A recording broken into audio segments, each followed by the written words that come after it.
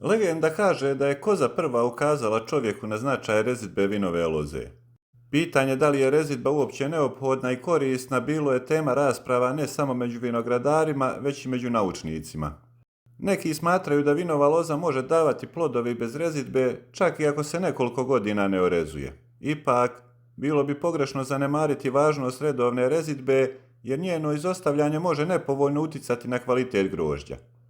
Vinova loza se orezuje kako bi se pospješio raniji početak rađanja čokota, prilagodila količina plodova u odnosu na bujnost vinove loze, oblikovao čokot na način koji olakšava obradu tla i zaštitu od bolesti i štetnika, uklonile bolesne grane, odstranile osušeni ili smrznuti dijelovi čokota, te postigla ravnoteža između razvoja korijena i lisne mase.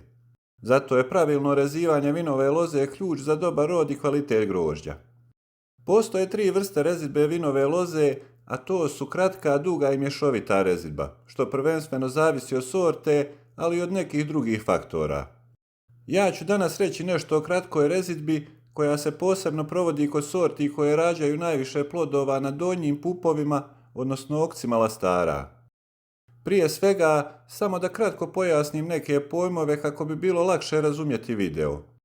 Okac i lokci su u stvari pupovi na lastaru.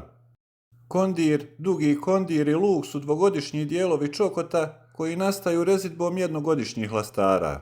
Sad se jasno postavlja pitanje kako mogu biti dvogodišnji dijelovi ako su nastali rezidbom jednogodišnjih grana. Pa evo da i to riješimo. Lastar koji je izbio i razvio se prošlog proljeća, odnosno u prošloj vegetaciji, star je nepunih godinu dana u vremenu kad se reže loza, a loza se obično reže poslije nove godine, tako da kalendarski gledano imamo dvogodišnje dijelove koji su stari nepunih godinu dana.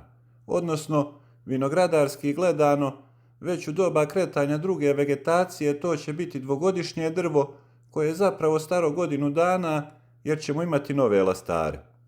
Kad se jednogodišnji lastar oreže na 1 do 3 pupa, dobija se kondir.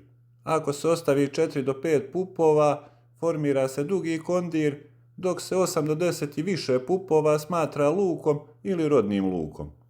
Razlikovanje ovih rodnih dijelova je veoma važno za pravilnu rezidbu, jer kondir, dugi kondir i lukovi predstavljaju osnovne rodne elemente čokota koji određuju gdje će i koliko grožđa loza dati.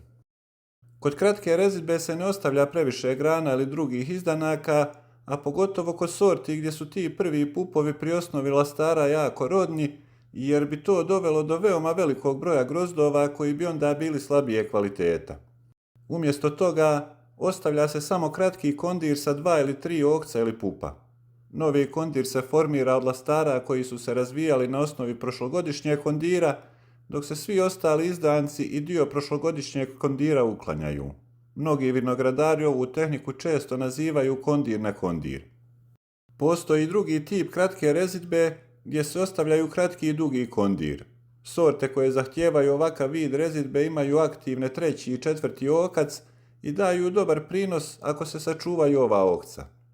U ove sorte između ostalih spadaju kardinal, vranac i smederevka i tu najbolje rezultate postiže kombinacija kratkih i dugih grana u istoj rezidbi, iako se i oni isto tako odlikuju velikom rodnosti pupova pri osnovi lastara.